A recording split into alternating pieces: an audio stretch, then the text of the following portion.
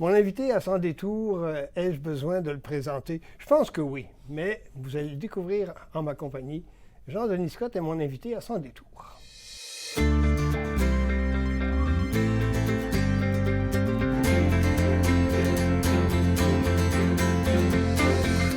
Jean-Denis Scott, bonjour. Bonjour, Jean-Paul Moreau. J'ai envie de te tutoyer. Faisons ça. Faisons ça, hein? Ouais. Je pense que c'est une bonne idée. Hein? Je suis d'accord. Tout à fait. Il y a une chose qui caractérise, à mon avis, bien entendu, Jean-Denis Scott, c'est sa, comment je dirais, sa spontanéité. Oui, peut-être. Est-ce que je me trompe? Oui, spontanéité. Je dirais l'équilibre entre la spontanéité et la préparation. Fait que c'est une spontanéité bien préparée, peut-être. Peut-être plus en apparence aussi. Des fois, on fait des trucs qui semblent spontanés, mais en réalité, on les a préparés un petit peu. Ça n'y paraît pas, mais quand on fait de la TV, qu'on fait de la radio, il y a beaucoup de travail, tant au niveau technique qu'au niveau des neurones, non? Absolument. Beaucoup. Dans ton cas, les neurones fonctionnent 24 sur 24, 365 par année? On pourrait dire ça parce que, d'un, il y a plusieurs projets, mais si on prend les projets plus radiophoniques dans ce cas-là, oui, ça demande une observation, peut-être dans un premier temps, observer beaucoup ce qui se passe dans l'actualité, puisque ce que je fais est souvent relié à l'actualité, des capsules d'humour là-dessus. Et ensuite, c'est ça, c'est la réflexion sur comment est-ce qu'on peut parodier, faire allusion à, ne pas heurter aussi, parce que j'aime pas l'humour qui est méchant ou qui est blessant. Et puis après ça, c'est l'écriture. Puis après ça, c'est la production. Des fois, c'est l'instrumentation, si c'est de la musique. Alors oui, dans ce petit 2 minutes-là, qui passe très, très vite, il y a souvent plusieurs heures de travail. Ouais. T'as plongé dans ce milieu-là comment? Le milieu de la radio. Allons-y pour commencer, après ça, on touchera celui de l'humour et le reste. Là. Mais le milieu de la radio, comment c'est venu aux oreilles de Jean-Denis Scott? Bien, si je voulais être sensationnaliste, je dirais que c'est un accident, mais je ne le suis pas. Alors, vous allez comprendre. J'ai grandi dans une famille de musiciens. Mon père était compositeur et chanteur. Il composait des jingles publicitaires pour la télévision. Dans les années particulièrement 70, 80, 90. Alors, sans le savoir, vous avez déjà chanté ces chansons, des jingles de bière, des jingles de gomme, par exemple, O'Keeffe, Ben voyons donc, Mini Mini, alors Mini Mini, Dunkin' Donut, évidemment. Alors, j'ai grandi dans cet environnement-là, et moi, dans ma tête, je m'en allais en musique. Tu sais, de 0-1 à 17 ans, dans ma tête, c'était clair, c'était la musique. Et à la toute dernière seconde, j'ai commencé à douter de ce choix-là, notamment par la difficulté d'en faire un métier. Alors, c'est pas tout le monde qui réussit à vivre de ça. Et avec la radio étudiante, j'avais touché à autre chose que j'aimais. Ajouter à ça la découverte d'un être étrange et qui mêlait plusieurs de mes passions, qui s'appelle François Pérusse. J'ai découvert François Pérusse à 12, 13, 14 ans et ça mariait tellement de trucs que j'aimais que je me suis dit, si ça pouvait être un métier que je pourrais faire qui ressemble à un truc de possible comme avenue professionnelle, je vais m'essayer, je vais aller étudier en radio parce que c'est là que ça se passe, cet environnement-là. Et peut-être, si je réussis, que je pourrais marier ma passion de la musique, de l'écriture, de l'humour, du chant, de jouer des personnages et ainsi de suite. Puis finalement, je m'en suis pas si mal tiré, je dirais. Ça a quand même fonctionné. Le tout a commencé à se mêler et à s'intégrer l'un dans l'autre. Hein? Oui, ça a été un processus quand même assez long, mais on parlait de spontanéité versus préparation versus patience tantôt. La patience aura été payante finalement dans ce cas-là. Qu'est-ce que tu aimes le plus là-dedans? Ah, c'est une bonne question. Et là-dessus, je vais être quand même un peu plus précis parce que c'est très général comme question, mais je vais quand même être un peu plus précis. Est-ce que c'est l'aspect penser à l'idée? Est-ce que c'est l'aspect préparer les choses, les éléments qui pourraient se marier et ensuite de ça, possiblement à la suite, faire la chose et la rendre ensuite? Je pense que la vraie réponse, c'est l'ensemble de tout ça. J'ai souvent dit que je souffrais d'une maladie, cette maladie qui touche plusieurs personnes, plusieurs créatifs. C'est d'être le plus heureux que lorsque je touche au plus de choses possibles.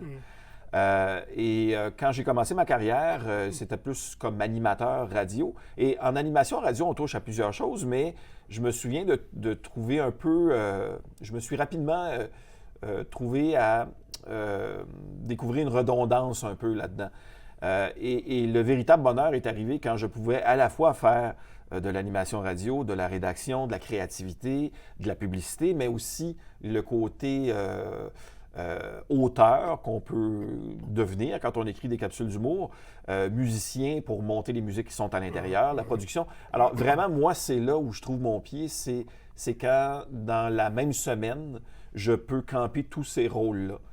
Donc, ça me prend un peu de tous ces ingrédients-là, puis c'est ça qui fait de moi un homme heureux.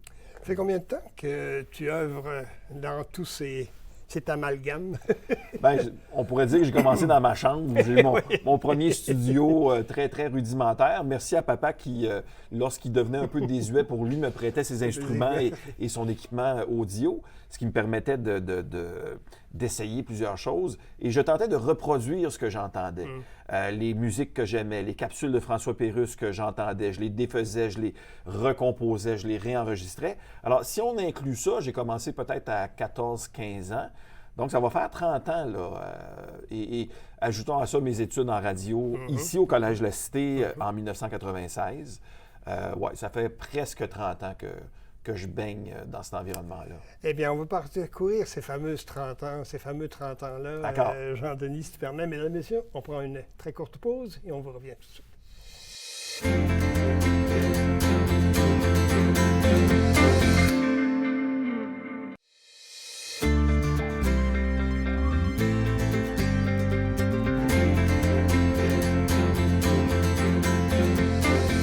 De retour à Sans détour avec Jean-Denis Scott, homme à tout faire, multi-instrumentiste, multitask. Tiens, c'est pas très français ça, hein? Non, mais c'est vrai, c'est multitâche, multitâche aussi à certains moments. Je ne suis pas toujours au top de ma forme, là, mais ouais, voilà. C'est justement cet aspect-là d'être un peu caustique sur les bords. Comment est-ce que tu as développé ça? C'est ton regard normal sur la vie?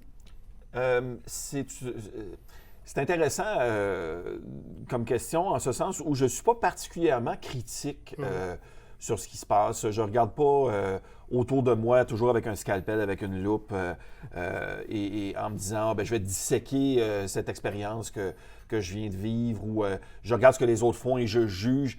Pas beaucoup. Alors, ça demande un certain effort. Je suis plutôt de bonne nature et je trouve que tout est beau, tout est agréable. Alors, ça demande un certain effort de dire, je vais essayer de trouver peut-être la faille ou peut-être l'élément qui est comique dans une situation. D'où ça vient? Je pense que c'est à force d'écouter les autres le faire. Les autres étant, comme je l'ai mentionné, François Pérusse, mais les Bleu Poudre, RBO, alors tout cet environnement humoristique, médiatique de mon époque, c'est-à-dire des années 90. Et puis, à un moment donné, il faut ajouter cet ingrédient-là, l'ingrédient observateur, à ce que j'aime déjà faire, parce que juste aimer écrire, faire des personnages, puis faire de la musique, si tu n'as pas de sujet, c'est juste pas très drôle, finalement. Oui, effectivement. T'es né où?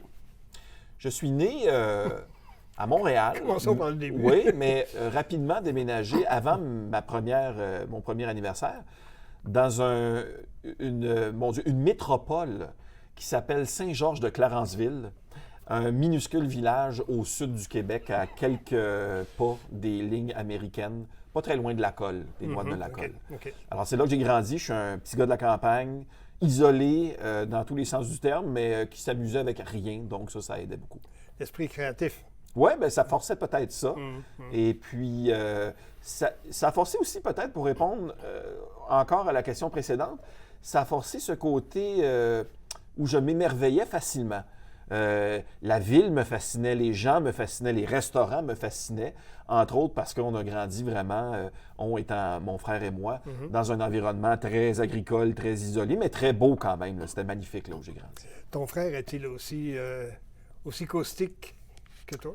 Il est plus caustique que moi, il est plus observateur que moi, je dirais, mais pas du tout dans le même domaine, c'est un camionneur. Remarque, lui, c'est sûr qu'il observe tout le temps à gauche et à droite, parce que sinon, sa survie en dépend. Mais il est semblable à moi à plusieurs niveaux, mais très différent aussi, comme c'est souvent le cas entre les frères et sœurs. Là. C'est surprenant, je n'ai jamais entendu une capsule de Jean-Denis Scott sur son frère camionneur.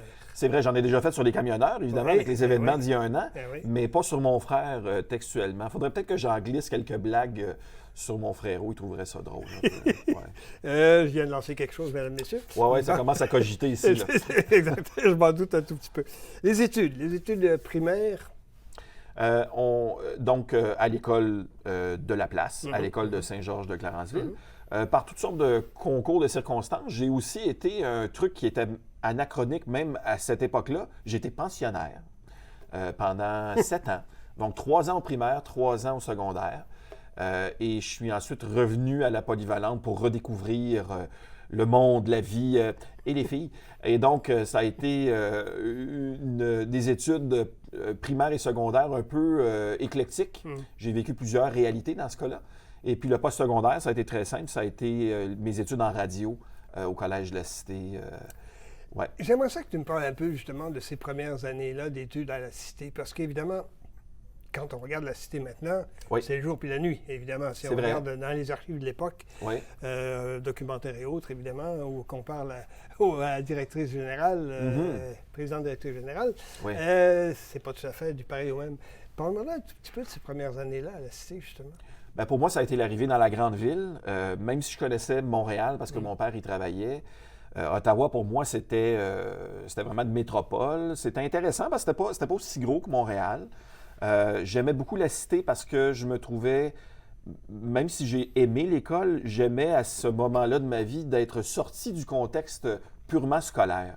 Et à la Cité, il y avait ça de pareil à l'époque par rapport à aujourd'hui, où on tente le plus rapidement possible de plonger l'étudiant dans un environnement le plus professionnel possible.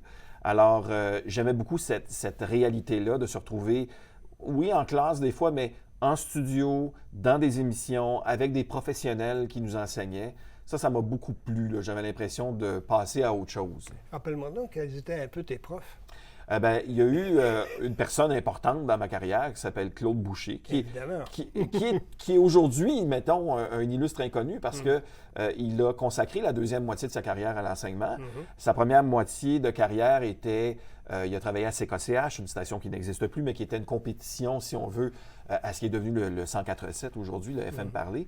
Il a été animateur, annonceur, directeur des promotions, directeur de la programmation.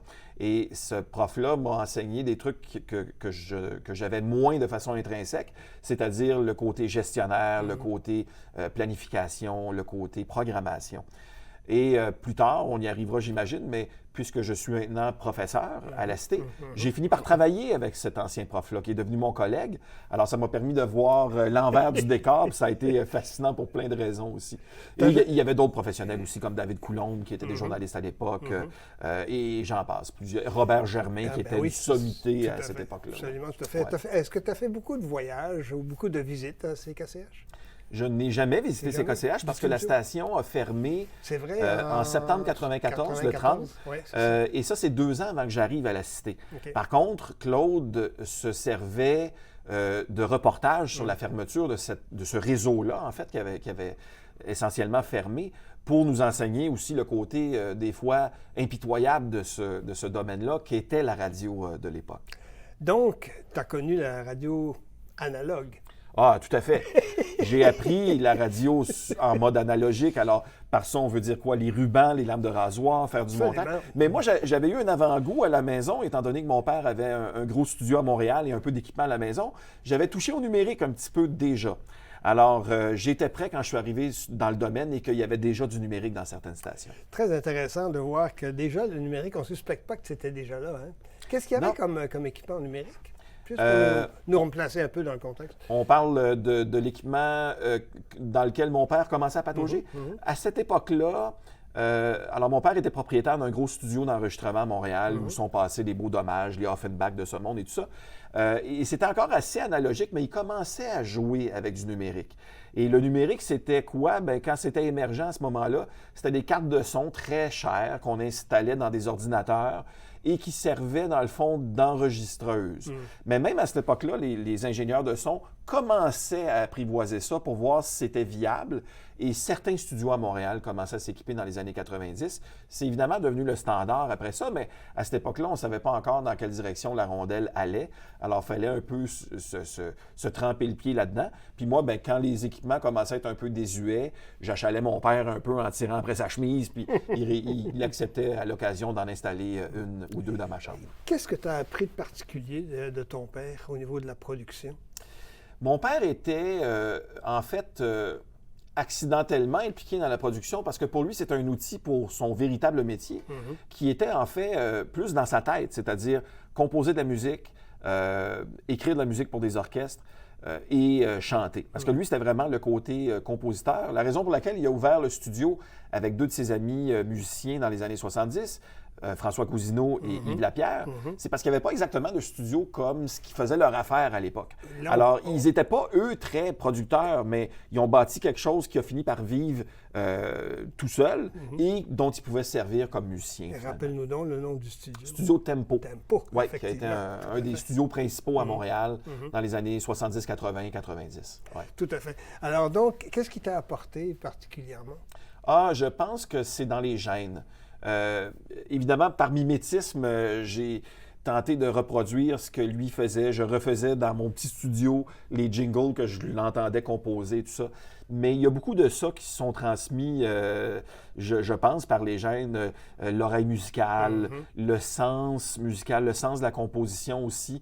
Je pense que c'est un truc qui se développe, oui, mais avec lequel tu nais ou tu ne nais pas. Et puis, par chance ou par malchance, je ne sais pas, moi, j'avais ça. J'ai eu un intérêt pour la musique, pour entendre une chanson, non pas comme étant un tout, mais comme étant plusieurs pistes séparées dans lesquelles j'entendais les différents instruments et tout ça. Moi, c'est le genre de choses qui me faisaient triper un peu comme lui. Le hasard a été en partie responsable de ça. Tout à fait. Ouais. De cet aspect-là, justement, de multipiste. Oui. Parce que c'est ça, finalement. C'est un peu ça, oui. Le technique, c'est ça. Oui. Ce multipiste-là, est-ce qu'il y a des sons particuliers qui t'ont toujours ému?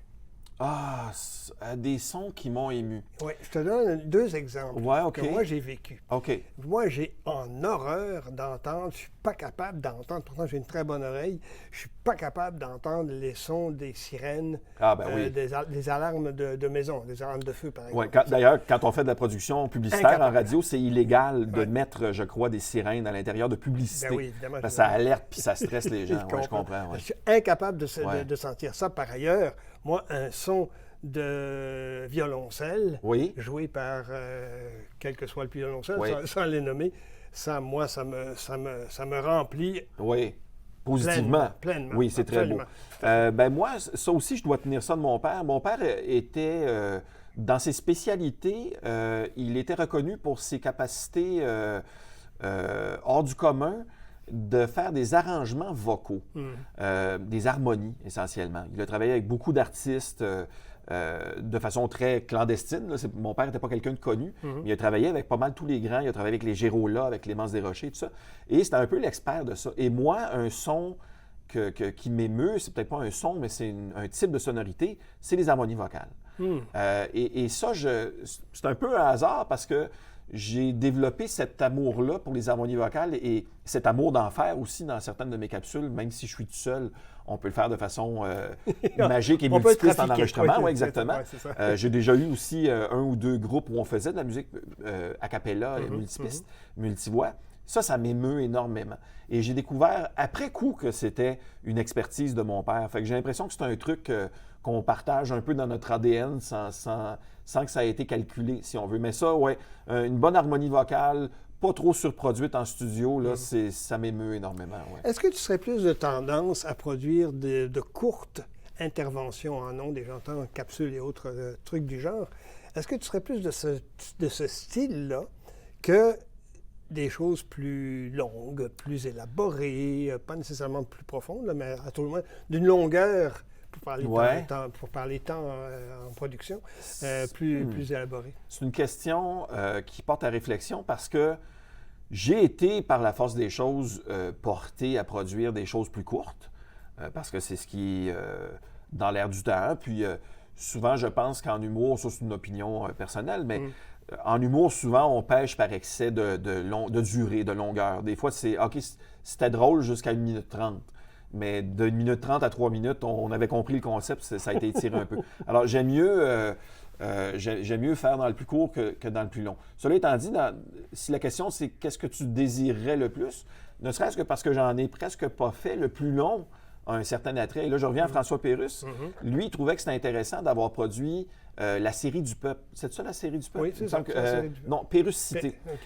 Parce qu'il dit que ça fait travailler un muscle différent dans mon cerveau, c'est-à-dire de bâtir ce qu'il appelle en anglais des story arcs, des arcs d'histoire, et de travailler dans des demi-heures comme ça. Il dit c'était intéressant parce que là, ça me permettait de sortir de ce moule de 2 minutes, 1 minute 30. Puis je soupçonne que si on me demandait de le faire, c'est peut-être un truc que j'aimerais aussi. J'ai déjà eu la chance de contribuer à des projets plus longs, certains qui ont vu jour, d'autres non. Qui sait, peut-être que ça me permettra de le faire. Mais le temps le permettra. Dans les circonstances, étant donné l'actualité, étant donné ce que tu fais, tu préfères les choses... Bien, c'est sûr que c'est là-dedans où j'ai le plus d'expérience, mais j'aimerais tenter du plus long et peut-être même du plus sérieux, parce que je fais dans l'humour beaucoup, mais si des projets m'appelaient à faire des trucs plus sérieux, oui, pourquoi pas. Dans tout ce que tu as fait présentement, non, la question est trop générale, mais dans les capsules que tu as fait, quel style de capsule préfères-tu? Les capsules où toi, tu fais la voix et les autres éléments, ou encore les capsules où tu écris un texte, tu lis un texte pour critiquer l'actualité? Parce qu'il y a 2 styles dans tes capsules. Si on on fouille un tout petit peu sur le web et si on t'écoute un temps soit peu, on remarque que parfois, c'est simplement ta voix qui parle et qui, oui, critique. C'est vrai. D'autres fois, c'est le jeu comme tel. Il y a des fois, c'est plus des chroniques où je vais puncher sur l'actualité. Puis des fois, j'ai l'air critique, mais en réalité, c'est parce que ce gag-là fonctionnait. Des fois, c'est parce que la phonétique est drôle. Des fois, c'est parce que l'association est drôle. Fait que j'ai l'air d'avoir bien des opinions, mais en réalité, c'est toujours le gag qui, pour moi, est la force du gag qui est le plus important. Mais ce que je préfère, puis ça nous renvoie à une de tes premières questions, ce sont les capsules, quand j'ai le temps de le faire, où je peux toucher au plus de trucs. Alors, quand c'est une composition originale ou une parodie musicale où j'ai pu avoir une bonne idée, ça a l'air évident, mais c'est pas facile des fois d'avoir la bonne idée. Mais j'ai la bonne idée, j'ai une idée musicale, je suis capable de bien reproduire la chanson ou de trouver un instrumental convaincant. Je suis capable de prêter ma voix de façon convaincante parce que je ne suis pas un chanteur professionnel non plus. Et que ça donne un tout qui se tienne bien. Ça, c'est ce que j'aime le plus. C'est-à-dire quand il y a 8 ou 9 ingrédients et que les 8 ou 9 sont très bons, c'est là où tu te dis « Ah, ça n'arrive pas souvent, mais j'ai hâte au prochain. » J'ai hâte au prochain. Souvent, une capsule est aussi forte que le plus faible maillon aussi. Alors, tu essaies à ce que les maillons soient tous relativement forts. Et quand ils le sont tous, c'est très satisfaisant. Absolument, oui, tout à fait. Tout à fait. Prends une courte pause, mesdames, messieurs. On revient tout de suite après.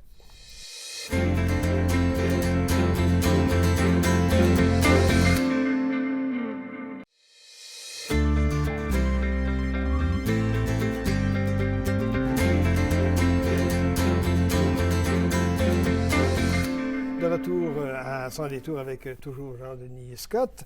Je veux nous mettre, toi et moi, en situation. On est en studio. Allons-y. Je prends le rôle de l'animatrice ou de l'animateur et toi, tu arrives et tu nous présentes ce que tu as concocté cette semaine-là. Oui.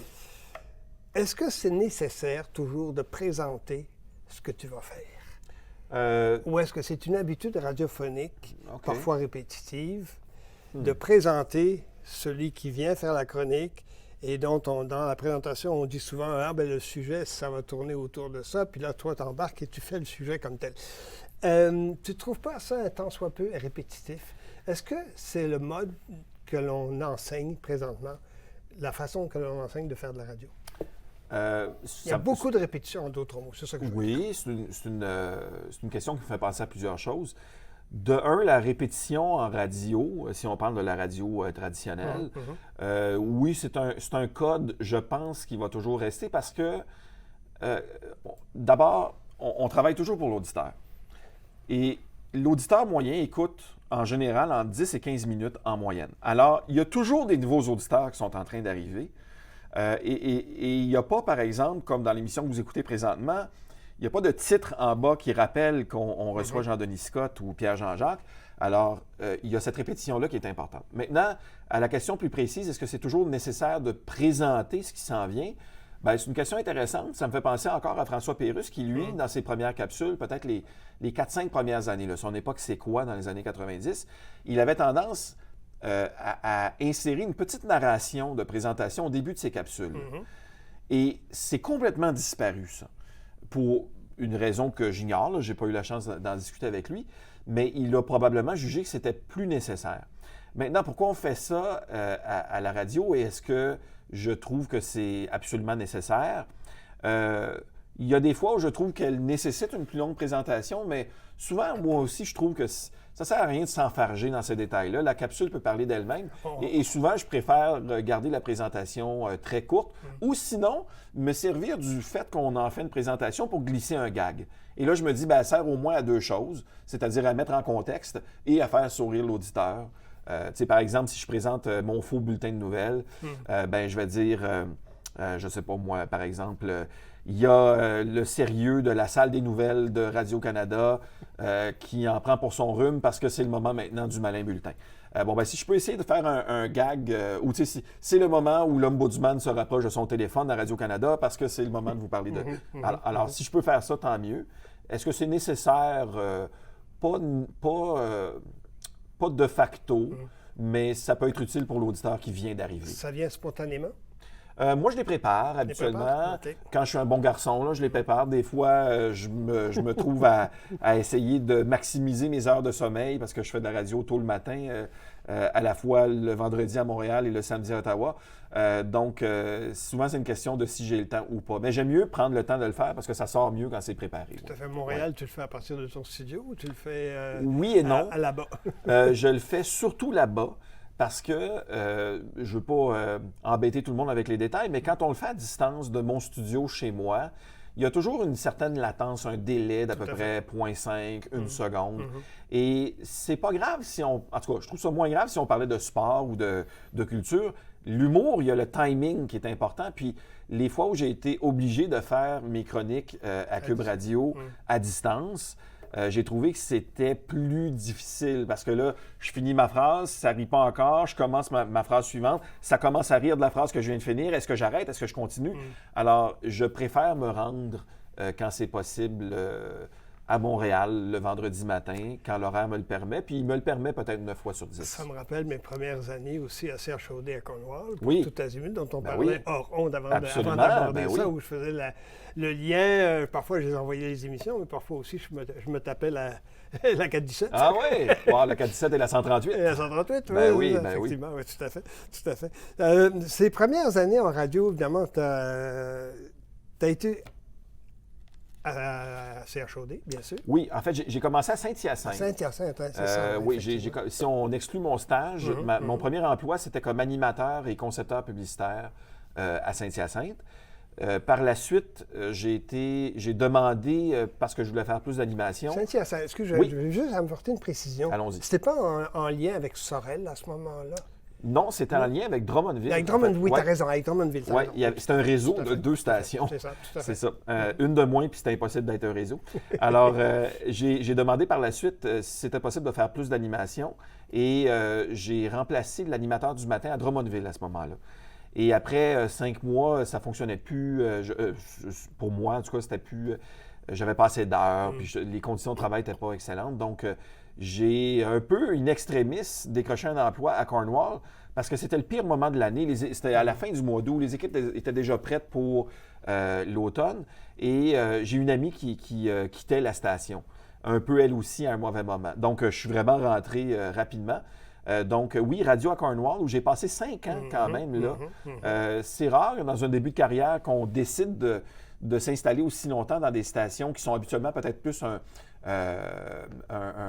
une pépinière à talent, qui sont un petit peu plus un tremplin pour aller ailleurs, mais j'avais là une liberté de d'essayer des choses, de faire de l'humour en radio et d'avoir un patron qui comprenait ce à quoi servait sa station, c'est-à-dire, oui, de desservir la communauté, mais de permettre aux jeunes talents d'essayer des trucs sans tout le temps avoir un patron sur le dos. Alors, il nous laissait une certaine liberté dont j'ai profité longtemps. Tout à fait. Et après Cornwall, après Saint-Hyacinthe et Cornwall, évidemment. Après ça, c'est là que la porte de l'enseignement s'est ouverte. Alors, j'avais gardé contact avec Claude Boucher, mon prof de l'époque, et par un concours de circonstances, s'est ouverte cette porte-là en même temps que la station à Cornwall vivait des difficultés financières. Remarque que c'est souvent le cas dans le cas des stations communautaires, mais là, ça allait un peu plus mal que d'habitude. Et donc, au même moment où mon emploi était devenu précaire à Cornwall, s'ouvrait cette porte-là en enseignement à la Cité en radio. Alors, le timing était parfait. J'ai quitté mon emploi, je suis devenu professeur à la Cité. Mais parallèlement à ça, je faisais aussi de l'animation à Rock Détente, qui est devenu Rouge aussi. Et j'ai continué, alors que j'étais prof, à faire de la radio, plus particulièrement comme animateur et créateur de capsules d'humour dans une station qui a ouvert en 2006 qui s'appelait Tag Radio, qui appartenait à RNC Média. Alors, j'ai continué à en faire là quelques années pour finalement aboutir à Radio-Canada en 2012, tout ça parallèlement à ma carrière de professeur à la 2012, RADCAN, oui, effectivement. Ouais. Donc, c'était sous Daniel ou dessous, façon de parler, ou avec Daniel Grenier. Oui, c'est ça, avec Daniel Grenier. Excuse-moi, Daniel. Non, mais ça crée une belle image quand même. Mais je vous confirme qu'on était à côté des animateurs à une table ronde. Mais oui, c'est ça, c'était donc grâce à Joanne Sanson, la réalisatrice. qui m'a ouvert la porte. David Thibodeau aussi, qui est un collègue depuis toujours, un allié, qui a toujours défoncé des portes pour moi aussi. Donc, c'est là que j'ai commencé, j'ai continué dans le fond à faire de l'humour, mais cette fois-là, chez un diffuseur qui m'interpellait plus longtemps. Radio-Canada, moi j'ai toujours vu ça comme étant le diffuseur de choix. Je le mettais sur un piédestal, puis depuis ce temps-là, j'y suis très heureux. On l'a souvent considéré comme un piédestal. Ben je oui. pense que là, c'est encore le cas, effectivement. Je pense notamment oui. pour ceux qui ont suivi des cours en radio. Ah, oui. C'est une aspiration tout à fait légitime. Absolument, oui, je suis d'accord. Les premières capsules avec Daniel Grenier, oui. Tu impliquais ton fils. Oui, ça, oui, je vrai. trouve, oui. La première fois que j'ai entendu ça, je me suis dit, intéressant, vraiment intéressant. D'autant plus que, bon, évidemment, tu lui servais un peu de mentor, tu le guidais, tu le faisais répéter, bon, etc., etc. Oui. Mais moi, ce que j'ai retenu de cet exercice-là, c'est que tu créais chez lui un désir de créativité. Même si les textes étaient répétés, créés, écrits, etc., j'ai senti que ton petit bonhomme, parce qu'à l'époque, il était petit bonhomme, évidemment. C'est mon grand bonhomme. C'est ton grand bonhomme, mon bonhomme, effectivement, oui, tout à fait. J'ai senti que tu avais planté chez lui de la créativité. Oui, j'ai peut-être aiguillé une créativité qui était déjà là aussi. Et j'ai perpétué une tradition familiale parce que mon père, pour les enfants qui en avaient le goût, parce que mon père a eu 4 fils, il a permis à ces fils-là qui démontraient un intérêt et un talent pour la chose, de travailler dans le domaine. Et moi, j'ai eu cette chance-là quand j'étais jeune. J'ai connu cette réalité-là de faire de la publicité, de chanter dans des studios, de me promener à Montréal pour des auditions, faire de la publicité. Et j'avais beaucoup aimé ça. Alors, à un moment donné, pour une de mes capsules que je faisais déjà pour Radio-Canada, qui était un peu plus musicale à l'époque, j'avais une voix d'enfant à enregistrer. Et mon fils avait 4 ans à ce moment-là. C'était juste une phrase. Fait que c'était pas trop dur. On va essayer avec Olivier pour voir. Puis ça avait quand même bien été. Et c'est ma conjointe de l'époque, la maman d'Olivier, qui me disait on devrait peut-être penser à en faire quelque chose de plus régulier. Et moi, je pensais qu'il était peut-être un peu jeune à ce moment-là. Peut-être dans un an, ai-je dit. Et un an après, j'ai proposé ce projet-là de Raconte-moi l'actualité à Joanne Sanson, qui était la réalisatrice des Divines Tentations. Et on a fait le pari qu'on pourrait en faire une par semaine. Et ça a fonctionné. Tout à fait. Et Olivier a pu effectivement, découvrir le jeu, si on veut. Parce que moi, ce que je faisais, c'est qu'il ne savait pas lire à l'époque, évidemment. Je lui lisais ses répliques et je lui disais, essaie de reproduire ce que j'ai dit avec un peu le ton que j'avais.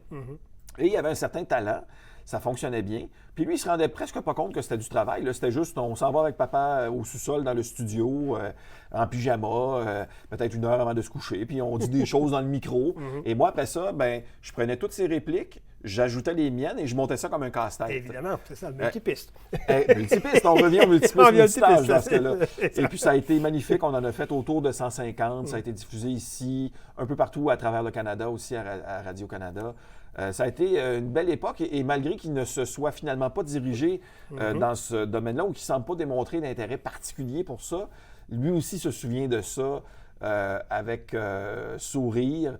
Et il faut dire qu'il y avait du talent aussi. Là. Ça n'aurait pas fonctionné si le petit gars n'avait pas été très bon ou s'il avait été rigide. Fait que mon chapeau, je le lève à Olivier. Ah oui, absolument, tout à fait. Et ça a fait le bonheur de Daniel et de Joanne. Et on en parle encore. On en parle encore. Et quand j'allais, par exemple, à chaque fin d'année, on faisait un spectacle sur scène qui s'appelait Autopsie. C'était un genre de bye-bye sur scène à Gatineau. On va y revenir, d'ailleurs. Et moi, quand je rencontrais des gens qui, justement, ne m'entendaient qu'à la radio et finalement me voyaient en personne, ce qu'ils me disaient, c'est pas « Ah, c'est toi, Jean-Denis ». Ils disaient « Il est où, Olivier? Oui, il est où, Olivier des capsules? » Je savais c'était qui la vraie star dans ce cas-là. Très intéressant. Ouais. Ça va être très valorisant pour un père, ça.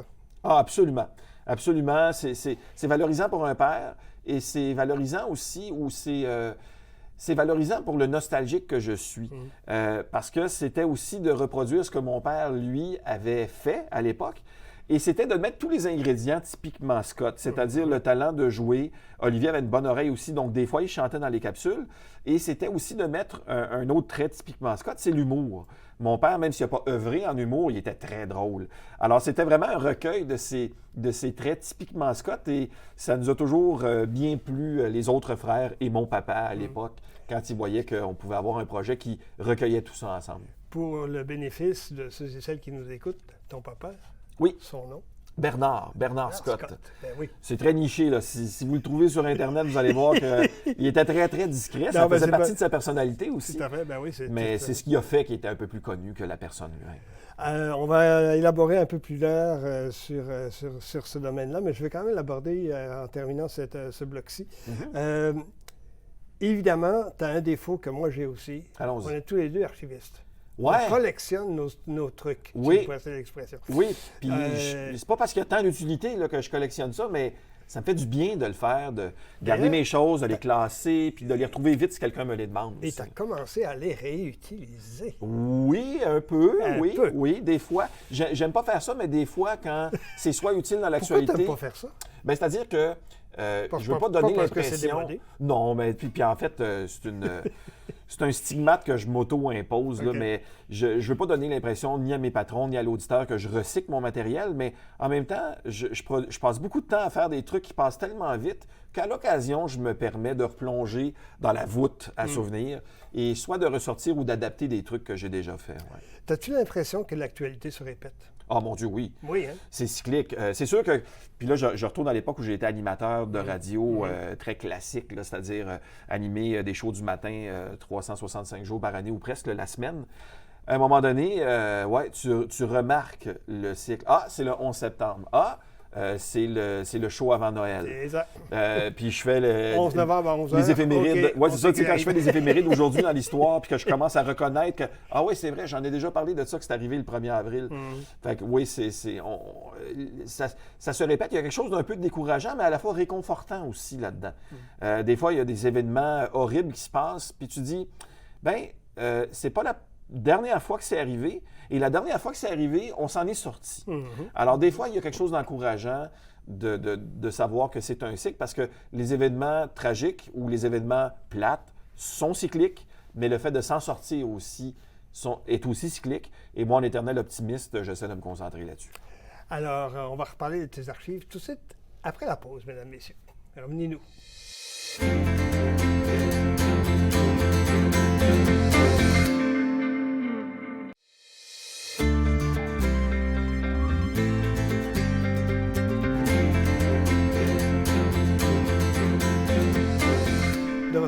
Sans détour avec Jean-Denis Scott, homme multipiste, multitâche, humoriste, prof.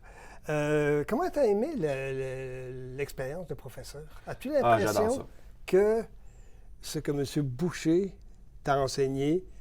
Toi, maintenant, tu passes au suivant. Tu sais, c'est la fameuse expression. Tout à fait. Puis c'est drôle parce qu'on parlait avant la pause de ski cyclique. Et j'ai pas d'exemple précis de trouver ce qu'on nous enseignait en radio comme étant des trucs, certains trucs peut-être un peu plus rétrogrades. Je trouvais pas mal tout était à jour, mais forcément, quand tu es professeur, des fois, tu te retrouves à enseigner quelque chose, puis les étudiants lèvent les yeux au ciel. Bon, ben quand j'étais étudiant, ça arrivait à certains de mes collègues de lever les yeux au ciel quand ils entendaient ce que Claude Boucher enseignait, ce que Robert enseignait. Mais là, c'est rendu à mon tour. Alors, j'aime ça être professeur, mais des fois, il y a des concepts qui, je crois, sont fondamentaux en communication, ne serait-ce que la bonne expression, la bonne articulation. Pas parler avec un accent ou nécessairement, mais juste ouvrir la bouche quand on parle, ralentir son débit, avoir une bonne qualité de français si c'est le métier qu'on choisit. Des fois, je l'enseigne et j'ai l'impression, en regardant certains étudiants, que c'est rendu moi le rétrograde. Il y a certaines valeurs qui sont fondamentales dans ma tête, mais des fois, pour la nouvelle génération, excusez le français, mais c'est un peu plus un hard sell. Ouais. Mais l'enseignement en général, j'adore ça, notamment pour ce que tu as dit, oui, le fait de passer au suivant et d'assurer que la prochaine génération aussi voit l'intérêt et la passion dans ce métier-là de communiquer. As-tu l'impression que la maxime qui dit « ce qui se conçoit bien s'énonce clairement et les mots pour le dire nous viennent aisément » est encore valable dans le monde des communications de nos jours? Eh bien, cette phrase nous a été dite à répétition par qui? Par notre professeur Robert Germain, qui est un peu le père spirituel du programme de radio dans lequel j'enseignais, qui n'existe plus, mais qui existe dans une nouvelle mouture bientôt à la Cité. Et oui, c'est vrai. C'est vrai, mais je pense que aujourd'hui, il y a aussi la démocratisation au niveau technologique de ce métier-là. On a accès maintenant à des outils qui nous permettent de faire ce qui auparavant était cher, complexe et demandait des spécialistes. J'entends par là l'enregistrement, la diffusion à large échelle. Ça, c'est possible aujourd'hui pour nos jeunes et moins jeunes. Et c'est facile maintenant de se dire, donc, je serai automatiquement bon. Ben oui, ça peut être intéressant ce que tu fais, mais si tu veux que ça en devienne un métier, je pense qu'il y a des fondements qui sont encore importants à respecter.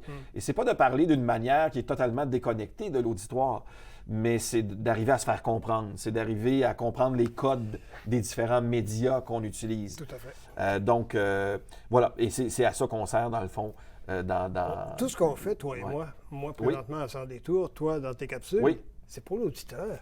C'est toujours ça. C'est toujours la base. Et ça, c'est un truc qui m'a vraiment été implanté creux dans mon cerveau, dans mes études en radio, et que j'ai implanté creux dans les cerveaux des jeunes à qui j'ai enseigné en radio, c'est sois au service de l'autre. Tout à fait. Moi, comme prof, je n'ai pas à t'enseigner comment t'intéresser à toi-même parce que ça nous vient un peu tous naturellement de savoir qui on est éventuellement, en tout cas, de savoir c'est quoi nos goûts, savoir c'est quoi nos opinions. Moi, j'ai rien tant que ça à t'apporter comme professeur là-dedans. Par contre, j'ai à t'apporter comment t'intéresser à la personne à qui tu parles. Et ça, c'est peut-être un peu moins présent dans les médias d'aujourd'hui parce que, par exemple, le podcast, par exemple, les chaînes YouTube, il y a comme un renversement un peu. On suit souvent un YouTuber parce qu'on s'intéresse à lui. Tout à fait. Et ça devient correct comme YouTuber, je pense, de dire, OK, bien, puisque tu me suis à moi, c'est comme si tu entres chez moi. Et là, ben, c'est correct de parler un peu plus de moi, ça va. Mais dans les médias de masse, comme la radio, la télévision et tout ça, c'est un peu l'inverse. C'est moi qui entre chez toi. Alors, je pense que c'est encore important d'enseigner aux jeunes qui vont en communication l'importance de s'intéresser à l'autre et puis l'importance de s'intéresser à tes trucs. J'ai pas besoin de te l'enseigner, tu sais comment déjà. Et j'ai l'impression que ces deux mondes-là, moi, j'ai fui de l'école de Pierre Dufault. Et puis, voilà, tu sais, c'était aussi un peu l'ancienne mode. Oui, mais qui existe encore, cela dit. Je pense que le communicateur habile doit être capable de jongler avec les deux ou de sortir de son sac d'outils le meilleur des deux selon le contexte dans lequel il travaille, c'est-à-dire est-ce que là c'est important que je parle de moi, de mes opinions ou que je m'intéresse des opinions de l'auditeur et de ce qui l'intéresse lui. Est-ce que vraiment nos opinions comptent en communication? Je suis pas sûr. Je suis vraiment pas sûr de ça. Je sais que je soulève une question très tendancieuse à tout le moins, mais j'ai comme l'impression que À une époque, on avait les éditos, on avait les gens qui faisaient des commentaires et qui étaient appropriés de faire des commentaires. Maintenant, tout le monde se prend pour un commentateur. J'ai une opinion impopulaire là-dessus, moi, oui. qui est à contre-courant. OK. Je trouve que les opinions, c'est tellement surévalué. En tout cas, moi, personnellement, je ne m'intéresse pas tant que ça aux opinions des autres. Et on est à une époque où c'est très à la mode. C'est-à-dire, les médias sociaux nous interpellent très souvent à donner notre avis sur, dire ce qu'on pense d'eux. Et c'est correct. Mais on assiste, je pense... Tant que c'est fondé. Tant que c'est fondé, oui, mais on assiste à une surenchère d'opinions. Et un peu comme ce que je disais tantôt, j'ai pas de temps à apprendre, je pense, à un étudiant, à part comment bien l'exprimer, son opinion. J'ai pas à apprendre à l'étudiant c'est quoi son opinion. Mais j'ai peut-être à lui apprendre comment ne pas toujours se servir de son opinion comme une béquille pour communiquer. Et là, je pense que je peux être utile. Mais moi, l'opinion des autres, je trouve que c'est peut-être un peu surévalué.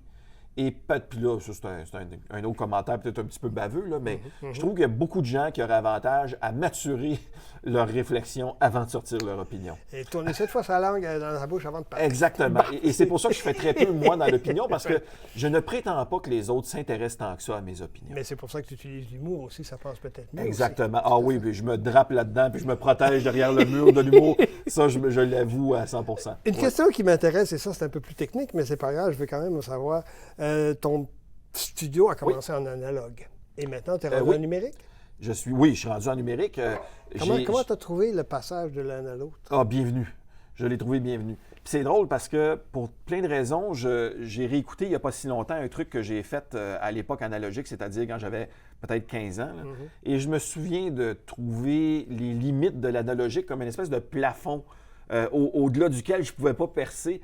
Puis, en tout cas, les limites là, sont évidentes, notamment le fait que moi, j'aimais beaucoup travailler seul. Donc, si je voulais plusieurs couches de personnages ou de voix, bien là, ça prend du multipiste. Et en analogique, à chaque fois qu'on ajoute une piste, la qualité sonore en souffre énormément. Alors ça, c'était un problème. Et dès que j'ai pu toucher à un système numérique digne de ce nom, donc, quand j'ai commencé à avoir 16, 17, 18 ans, pour moi, ça a été l'éclosion, la découverte. Ça a été là le véritable signal de départ là, pour apprendre mon métier pour vrai. À une époque, je vais te demander de me replacer dans le temps, mais c'est pas grave. À une époque, tu t'es joint à David Thibodeau et Martin Vanasse pour faire l'autopsie d'une année. Oui. Rétrospective, critique humoriste des événements. Oui, c'est comme un bye-bye, mais d'Ottawa-Gatineau sur scène. Tout à fait. Absolument. Multimédia, il y avait quand même du vidéo, du chant, tout ça, mais c'était notre version du bye-bye. Présenté au Théâtre de Lille. Au Théâtre de Lille, c'est ça. de 2014 à 2019, donc pendant 7 ans. Ouais. Comment s'est faite cette association-là? Parce qu'à l'époque, Martin était chroniqueur culturel à Radio-Canada, oui. Si ma mémoire est tout à fait, oui. Bon. David était réalisateur. Voilà. Et puis toi, tu étais oui. humoriste. J'étais humoriste en résidence. Et tout ça. C'est ça, bien, on est 3 amis. Ça faisait longtemps qu'on était 3 amis. On est tous les 3 diplômés du programme de radio, alors on parle le même langage. Et on a, de façon asymétrique, si on veut, déjà travaillé sur d'autres projets ensemble. Et c'est tout simple. C'est à la fin d'une année, on a écouté le bye-bye ensemble. On l'a trouvé bon, mais on s'est dit, on pense qu'on serait peut-être capable de faire quelque chose de similaire. Mais on ne sait pas sur quelle tribune. On a pensé à Radio-Canada, mais pour toutes sortes de raisons, c'était un peu compliqué, puis question de budget, puis de diffusion. Et Martin avait déjà joué au théâtre à ce moment-là. C'est un gars de théâtre aussi, Martin. Et donc, il y avait certains contacts, dont Sylvie, qui le soupçonnait probablement sympathique à un tel projet. Et elle l'a été. Alors, ça a été la clé là, pour ça, dans ce théâtre qu'on a adoré, d'ailleurs, un tout petit théâtre, Théâtre de Lille, qui a 118 places. Et c'est comme ça que ça s'est joué. Ça a été... magnifique, pas facile parce qu'évidemment c'est une somme de travail incroyable quand c'est nous qui écrivons, produisons, jouons et tout ça, faisons les hommes orchestres et tout et tout. La dernière année, même David Thibodeau a fait autopsie, mais il habitait à Vancouver. Alors ça a demandé des prouesses géographiques assez importantes.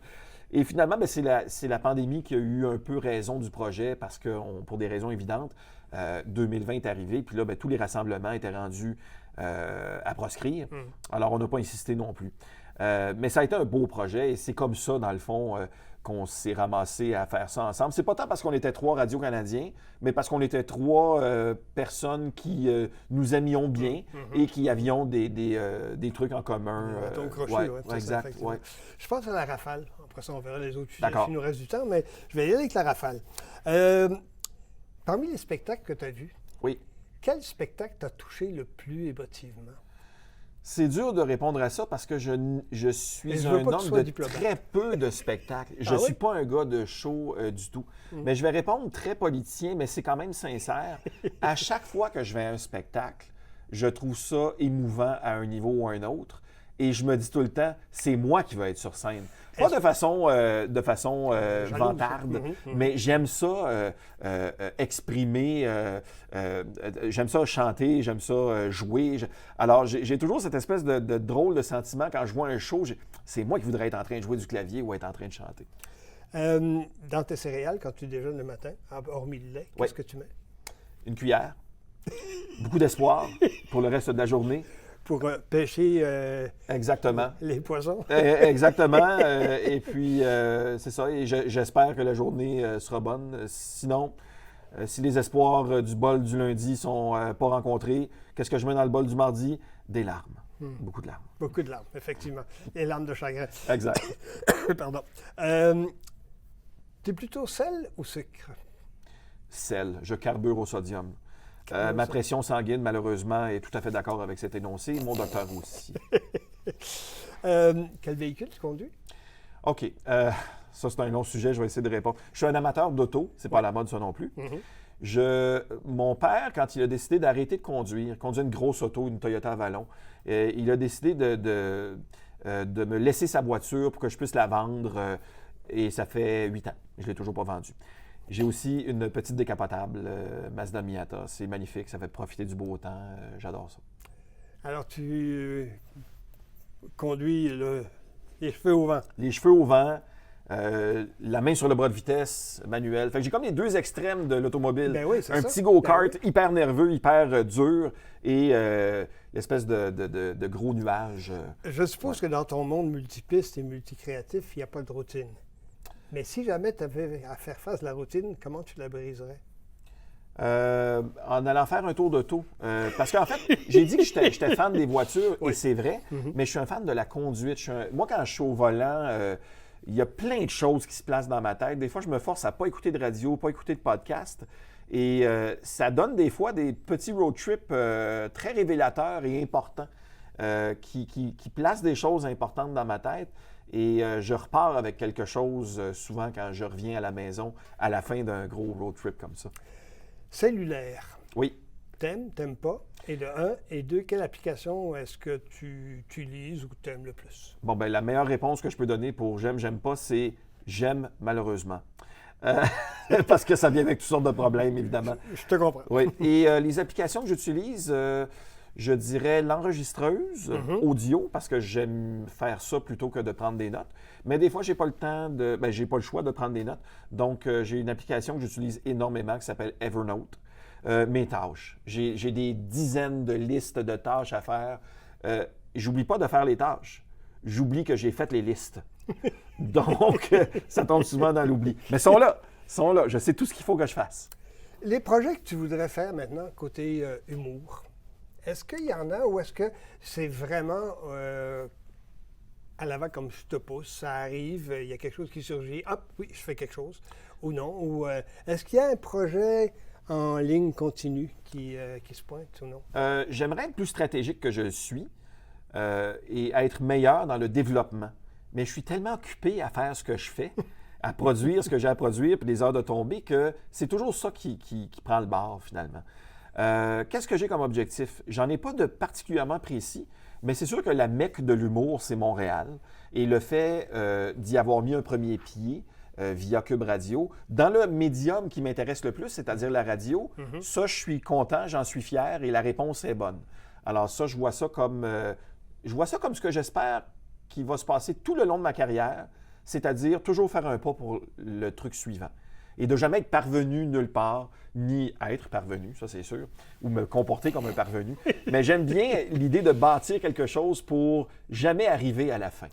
Je suis tout à fait d'accord avec toi et j'aime que on termine cette entrevue en humour. D'accord. Évidemment, on ne pouvait pas l'éviter. Je suis content que ça a pris ce ton-là, bien sûr, pour terminer cette entrevue. Jean-Denis Scott, un plaisir. Un Merci plaisir d'avoir partagé. accepté Ben oui, ça a été le fun. accepté mon invitation. Merci beaucoup. Mesdames, Messieurs, on vous donne rendez-vous, bien sûr, à la prochaine.